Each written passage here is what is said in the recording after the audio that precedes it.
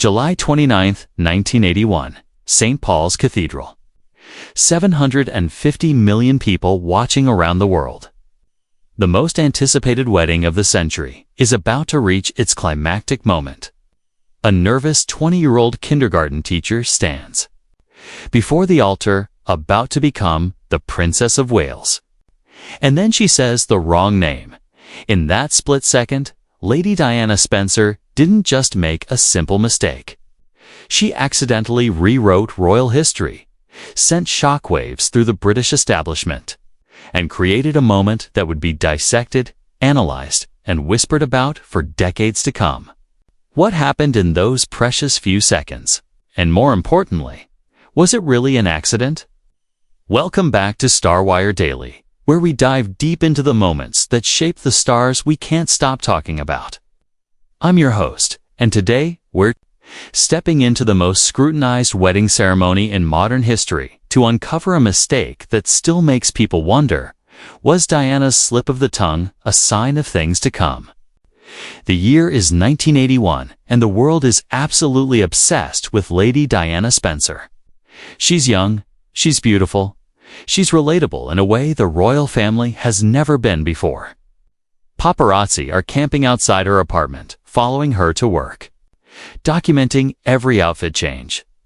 The press has dubbed her Shy D, but there's something magnetic about this 19-year-old NHE. Seems both innocent and mysteriously captivating. Charles, meanwhile, is 32 and under immense pressure to marry. The heir to the throne has been linked to countless women, most notably Camilla Parker Bowles.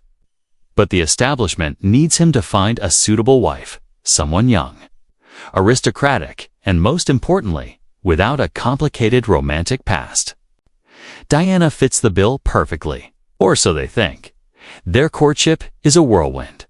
They meet at a house party in 1977, but don't really connect until 1980. After just 13 meetings, Charles proposes. When the engagement is announced, Diana's life changes overnight. She's thrust into a world of protocols, etiquette lessons, and constant public scrutiny that would overwhelm anyone, let alone a teenager who just wanted to work with children. But here's what the public doesn't see. Behind the fairy tale facade, Diana is struggling. She's developing bulimia. She's discovering Charles's continued relationship with Camilla, and she's feeling increasingly isolated and unprepared for what's coming. Just days before the wedding, she considers calling the whole thing off. Her sisters talk her out of it, telling her it's too late. Her face is already on the tea towels. Fast forward to July 29, 1981, the morning of the wedding. Diana wakes up in Clarence's house with a knot in her stomach. She's barely slept. The weight of what she's about to do, not just marry Charles, but essentially sacrifice her private life forever, is crushing. Her wedding dress, with its 25-foot train, feels like a beautiful prison. The glass coach ride to St. Paul's Cathedral should be magical, but Diana later describes feeling like she's in a trance. The crowds are massive. Nearly 1 million people line the streets of London.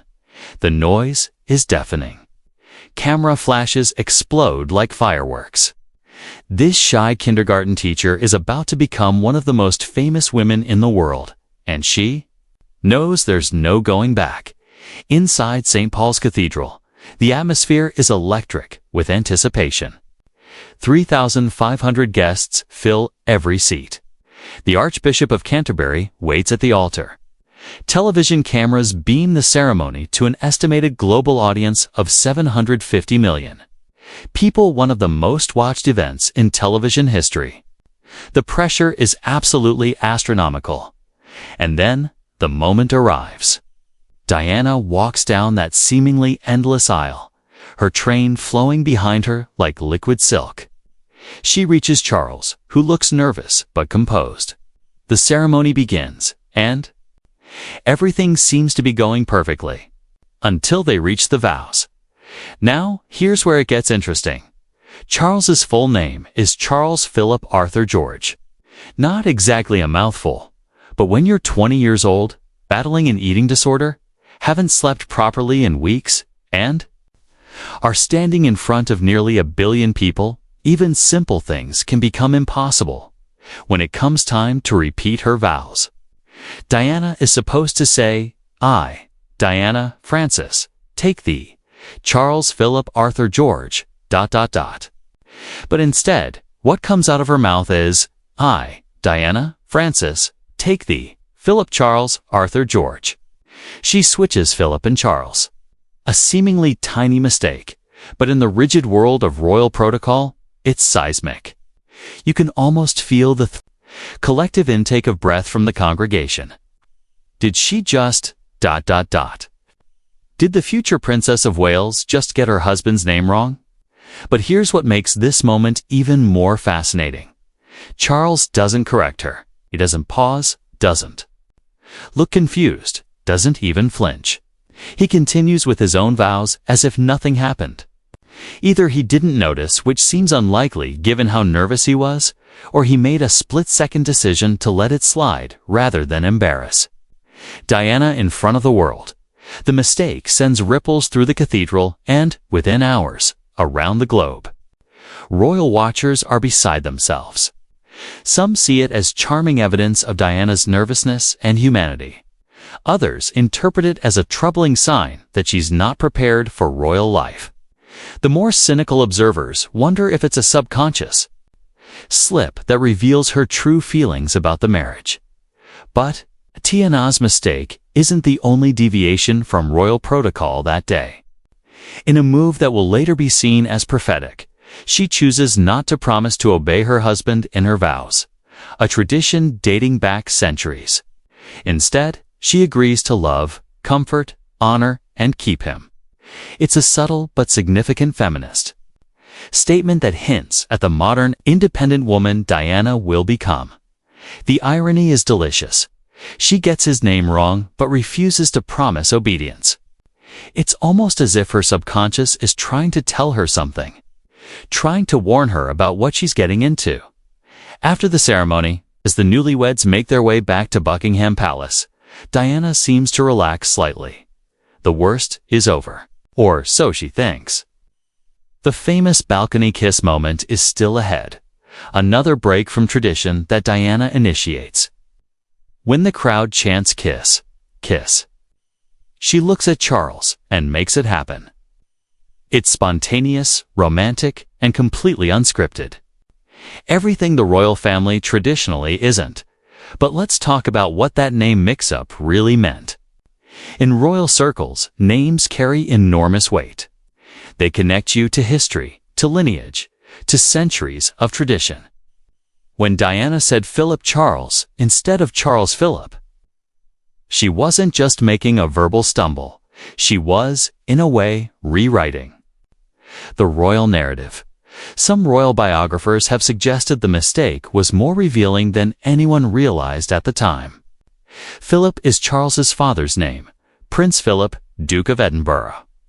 By leading with Philip, was Diana subconsciously acknowledging that she saw Charles as more of a son figure than a romantic partner? Or was she thinking about the family dynamics she was marrying into, where Philip's influence on Charles was enormous? Others point out that the mistake humanized what could have been a sterile, overly formal ceremony. In that moment, Diana wasn't the perfectly trained future princess. She was just a nervous young woman trying to get through the most important day of her life. And somehow, that made her even more beloved. The press coverage of the mistake is fascinating to look back on now. Some newspapers barely mention it, brushing it off as wedding day nerves. Others analyze it endlessly, bringing in experts on body language and psychology to decode what it might mean. The tabloids, predictably, have a field day with headlines like Diana's royal blooper and wrong name, right man. What's really striking is how differently the mistake is received by different generations. Older viewers, steeped in royal tradition, are mortified by the breach of protocol. Younger audiences find it endearing and relatable. It's a generational divide that will characterize much of Diana's relationship with the public throughout her life. But here's where the story gets even more intriguing. Diana's mistake isn't actually that uncommon. Wedding day nerves cause all sorts of verbal fumbles, from mixing up names to forgetting entire lines. What makes Diana's different is the scale, the sheer number of people watching, the historical significance, and the fact that it's preserved. Forever on video, in the weeks following the wedding, Diana privately jokes about the mistake with close friends. She's embarrassed, but also somewhat amused by the reaction. "At least I got the important part right," she reportedly says. "I said yes." It's a glimpse of the humor and resilience that will help her navigate the impossible pressures of royal life. As the months and years pass, the name mistake becomes part of Diana lore. It's mentioned in every major biography, analyzed in documentaries, and cited as evidence of everything from her authenticity to her unsuitability for royal life. Some see it as the first crack in a marriage that was doomed from the start. Others view it as proof that Diana was always going to do things her own way. The truth is probably simpler and more human than any of the grand theories suggest. Diana was a 20-year-old woman under unimaginable pressure, marrying a man she barely knew, in front of an audience of nearly 1 billion people. The fact that she only made one small verbal mistake is actually pretty remarkable. Looking back now, with everything we know about what came next, the fairy tale that turned into a nightmare, the very public breakdown of the marriage, the custody battles, the tragic ending, that moment of vulnerability at the altar takes on new meaning. It wasn't a sign of weakness. It was a sign of her humanity in a situation designed to strip that away. The mistake also highlights something crucial about Diana that would define her entire public life, her ability to connect with people through her imperfections. In a world where royals were expected to be flawless and untouchable, Diana's stumbles made her relatable. Whether she was crying at public events, struggling with her weight, or getting her husband's name wrong at their wedding, she showed people that even princesses are human. And perhaps that's the real legacy of those few seconds at St. Paul's Cathedral. Not the mistake itself, but what it represented. A young woman trying to find her footing in an impossible situation, refusing to be perfect, and somehow becoming more beloved because of it. The wedding vows mistake becomes a metaphor for Diana's entire royal experience. She's constantly trying to navigate traditions she doesn't fully understand, expectations she can't meet, and protocols that feel foreign to her authentic self. The name switch isn't a failure. It's the first sign that Diana Spencer is going to do things differently. In the years that follow, Diana will continue to break royal protocol in ways both small and revolutionary. She hugs patience when others won't shake their hands. She'll use her platform to speak about mental health, landmines, and homelessness. She'll divorce the future king and still be called the people's princess. And it all starts with a nervous young woman at an altar, getting one word out of order and showing the world that even fairy tales are imperfect.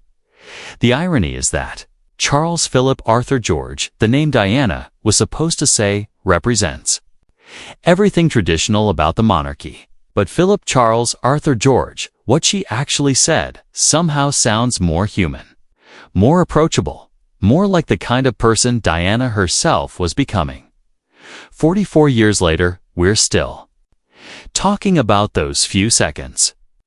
Not because it was a massive scandal or a sign of things to come, but because it was a perfect encapsulation of who Diana was: real, vulnerable, and utterly human in a world that demanded perfection. That's the magic of Princess Diana even.